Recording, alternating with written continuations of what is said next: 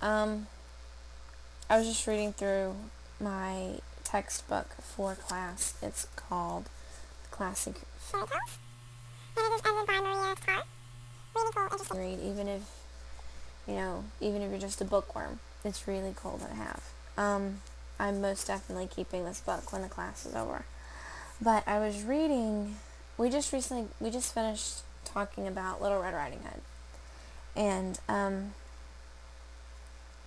I was reading the different versions that are in here, and I thought I would share one with you that I thought was really interesting, and let's see what you guys think about it.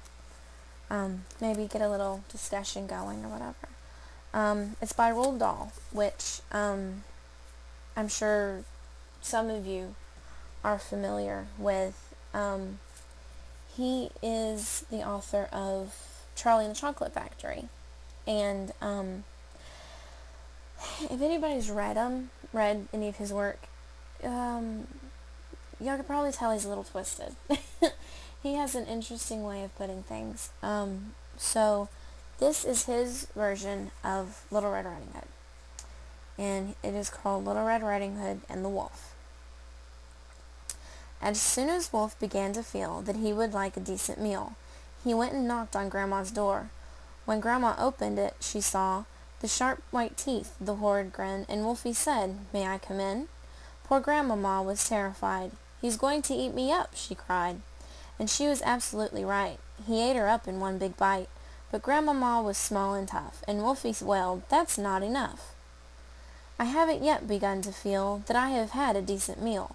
He ran around the kitchen yelping, "I've got to have another helping." Then added with a frightful leer, "I'm therefore going to wait right here till little Miss Red Riding Hood comes home from walking in the wood." He quickly put on Grandma's clothes. Of course he hadn't eaten those. He dressed himself in coat and hat. He put on shoes, and after that he even brushed and curled his hair, then sat himself in Grandma's chair. In came the little girl in red. She stopped, she stared, and then she said, "What great big ears you have, Grandma." "All the better to hear you with," the wolf replied. "What great big eyes you have, Grandma," said Little Red Riding Hood. "All the better to see you with," the wolf replied. He sat there watching her and smiled. He thought, "I'm going to eat this child. Compared to her old grandmama, she's going to taste like caviar." Little Red Riding Hood said, "But Grandma, what lovely big great big furry coat you have on." "That's wrong," cried Wolf. "Have you forgot to tell me what big teeth I've got?" "Ah, well, no matter what you say, I'm going to eat you anyway." The small girl smiles. One eyelid flickers. She whips a pistol from her knickers. She aims it at the creature's head, and bang, bang, bang, she shoots him dead. A few weeks later, in the wood, I came across Miss Red Riding Hood. But what a change! No cloak of red, no silly hood upon her head. She said hello, and do please note my lovely, furry, wolf-skin coat. It's interesting to see that a child, a girl, is using a gun. And I know when I read this to people, or I let my friends or some or family member read it, that they seemed shocked. And you could watch, like if you watch their face and they sat there silently reading, when they get the part about the gun, they're like, "Oh, wow, I wasn't expecting that."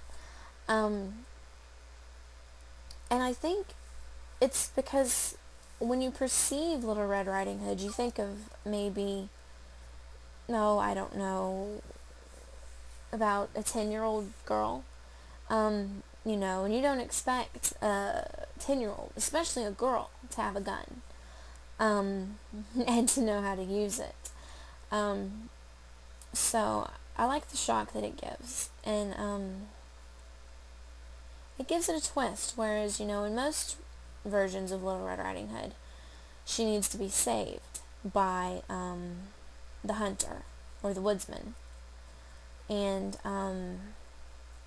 there's only a few versions where she saves herself, but which is different because mostly you see her, especially when these stories were originally told, they were told when, the women stayed home and took care of the children, and the men went out and provided and took care of, the protecting and that sort of thing. But this one being newer, it gives it a more feministic, pro-women look and aspect to it, which I thought was interesting. But yeah, I thought that was a really cool version of it.